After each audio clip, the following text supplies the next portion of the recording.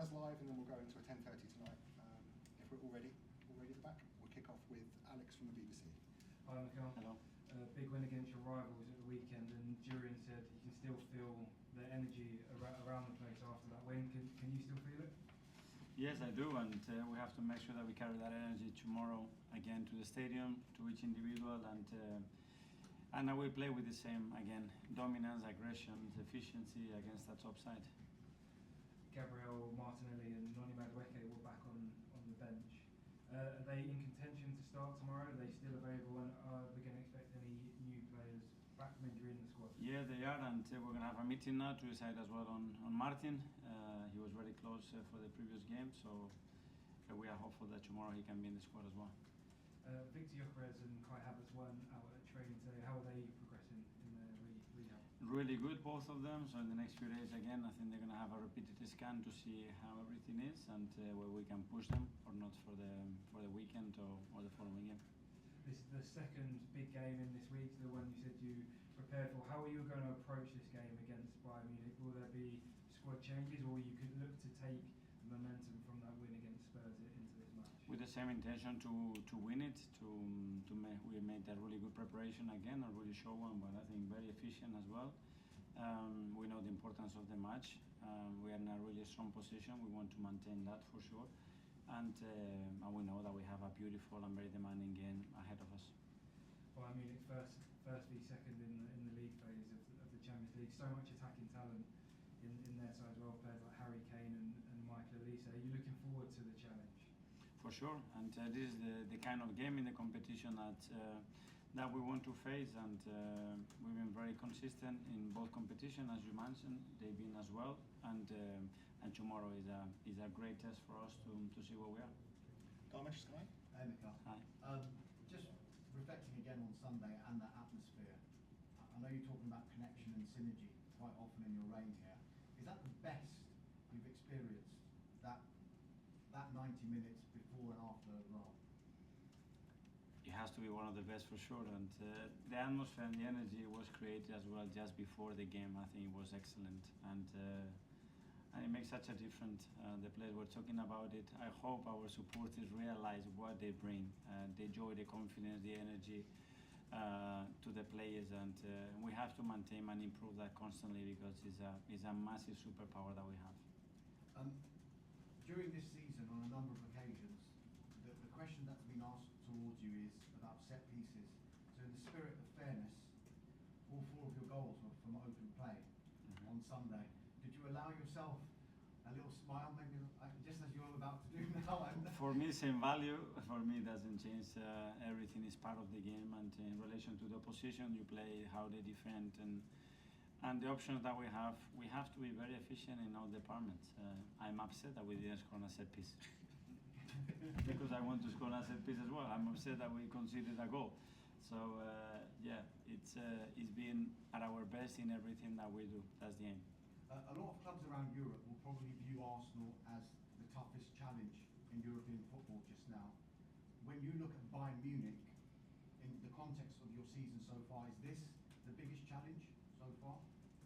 Well, every opponent brings different challenges. Obviously, they are in a great moment. I mean, the level of consistency they show in results, performances, in every metric that they have, it's very, very impressive. We know that, but as well, that's a massive opportunity as well for us to show what we are capable of. With Vincent Kompany in the away dugout, you know him very, very well. You coached him when he was the City captain. Did you always feel he would make a good manager? I know might be an obvious thing to ask because he was captain of such a big football club, but there are different qualities that are required from captain to manager. Did you notice those qualities then? Yeah, my feeling was that Vini was going to be excellent at whatever he choosing to do, and I'm very happy that things are going so well for him because he has such a presence, intelligence, love for the game, work rate. So I knew whatever he was going to touch, he was going to make it really good, so I'm not surprised at all. Thank you. Tommy from London. Hi, Mikel. Hi. Game 1 of 3-1 this week, really tough week of course of games, and it coincides with you bringing back quite a few of your players that were out injured.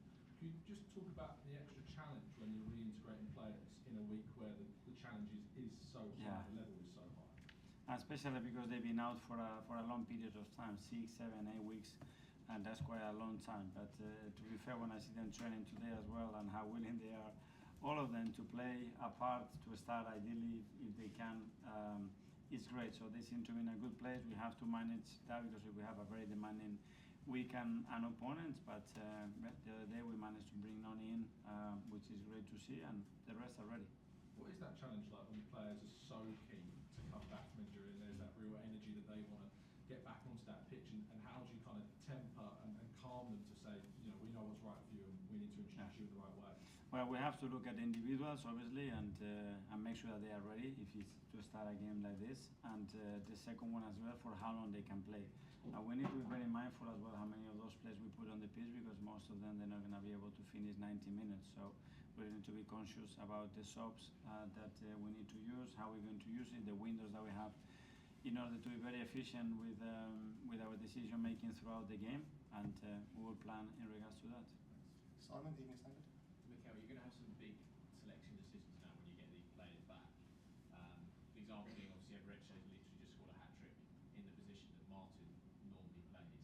How do you sort of see that battle, and is it something that you enjoy when you're going to have a decision between two players like that competing for the same position in the team?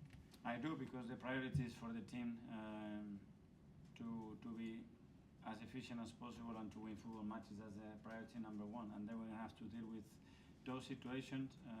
Players are going to have to merit to play, and the higher the standards each individual puts in, the higher the level of the team is going to be. So we're going to have to live with that in a really positive way, because it's something extraordinary for the team. Is that the sort of message that you want, that from literally Raya and goal to whoever plays up front, every position in the team is being competed for?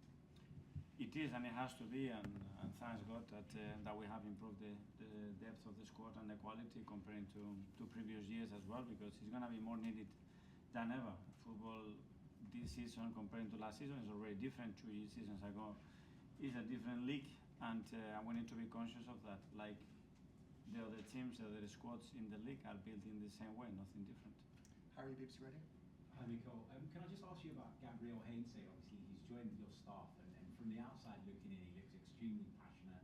Looks like he's got great energy. What would you say, from a technical aspect, he's brought to your coaching staff that I'm not saying you didn't have before, but what are his specific qualities? Well, his experience is a winner. He's won in many clubs that he's been at. He had a very different education as well. Obviously, we know each other for 23 years.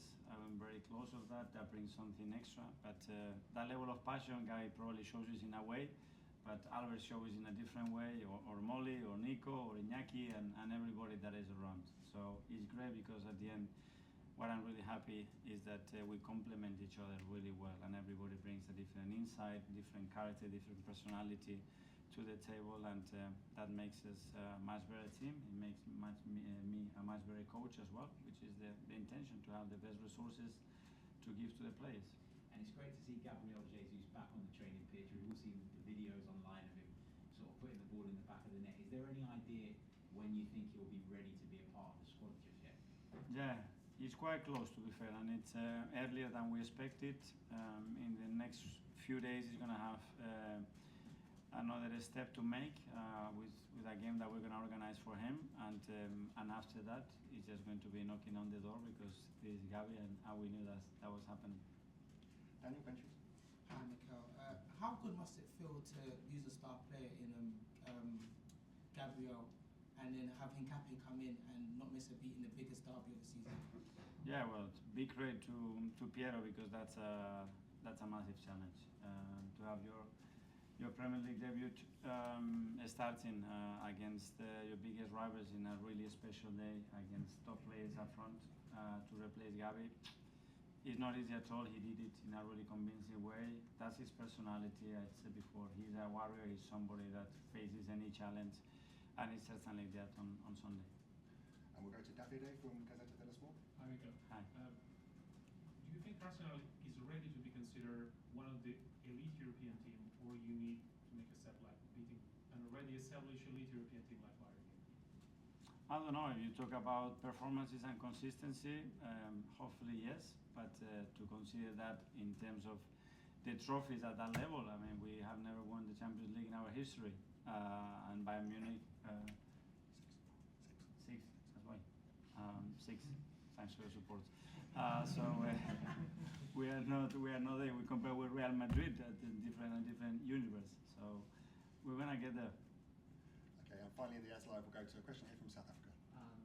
Mikel, obviously each win for the club brings a new set of belief, and how much would beating Bayern Munich be a statement that Arsenal can challenge on all fronts this season? Because obviously there's a lot of optimism around the club, the fans and everyone. Yeah, we had the same question before Sunday, and great, we won it and we go, and then you finish the game, the next morning is Bayern Munich. And now we're going to do Bayern Munich, and we're going to try to beat them for sure, and then it's going to be Chelsea. And this is how ruthless at the moment the schedule is, how demanding, but at the same time, how privileged we are to be involved in 3 incredible games in 6 days.